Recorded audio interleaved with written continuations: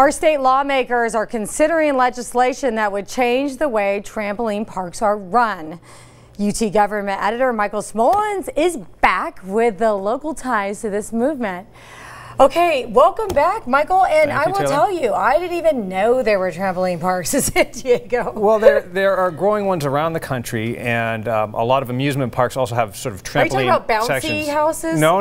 Real trampolines. You know, the people that do flips and stuff like that. Like gymnastic type. Exactly. Okay, yes. now I know what there you're are parks, and as so often is the case with regulations and legislation, it stems out of a tragic incident. An adult whose mother lives in Coronado, actually last year he went to a trampoline park on sort of a company team building trip. It was actually in Arizona, and he did a backflip and landed wrong and died a few days later. So she's kind of made it her goal to start pushing legislation. Now she's doing it here in California, which of course doesn't affect Arizona, but what they hope is that they'll get regulations here. This would be the first state in the nation, and that would grow to other states.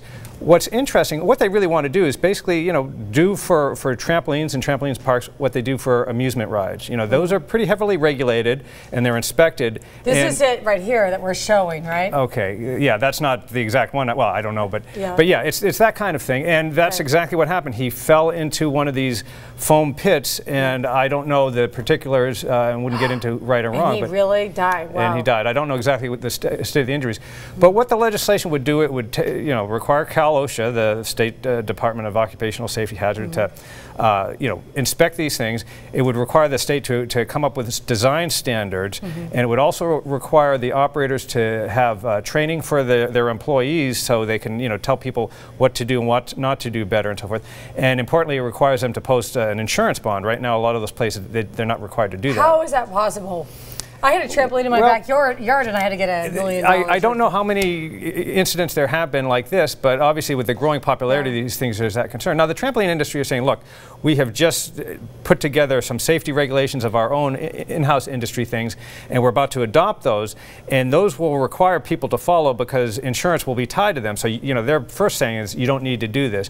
Then they're saying, hey, if you do this, please look at ours and adopt ours because we might be headed in the same path. But as often is the case, they really don't want government involved because they think that becomes more onerous, even though they say that they're moving ahead, but they didn't have them in place during this incident. And like I said, just to remind people, if this bill passes, it would only apply to California, but California's been the trendsetter. Of course, California. Well, on a lot of things. I mean, from seatbelts to other things that we were, you really can go back through history, and a lot of people pay attention.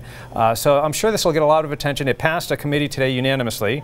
The bill's by State Senator Ted Lieu of Torrance. And like I said, it's got this real local tie. Unfortunately, a very tragic situation, but Maureen Curley is hoping that at least something good will come out of it. Yeah, they didn't die in vain. Yeah. Well, I don't know. As a mother, I'm always for safety first. Yeah, there's always the question, how much should the state get involved? And a lot of businesses say, let us regulate ourselves. Again, I don't know the particulars, but this is a growing industry. And as you can see, it looks like a lot of fun. I mean, we all bounced on trampolines in backyards as we were kids, and it could get a little scary, and they have a lot of padding, and I'm sure most say that we're doing all the things right.